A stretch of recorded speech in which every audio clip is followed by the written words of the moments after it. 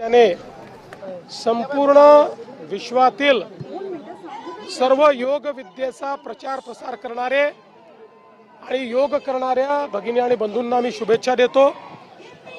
मी खरं म्हणजे देशाचे प्रधानमंत्री माननीय मोदीजी यांचे आभार मानतो की त्यांनी संपूर्ण जगाला हा विश्व योग दिवस दिला।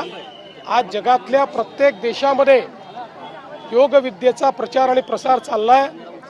योग ही आमची प्राचीन जीवन पद्धती आहे।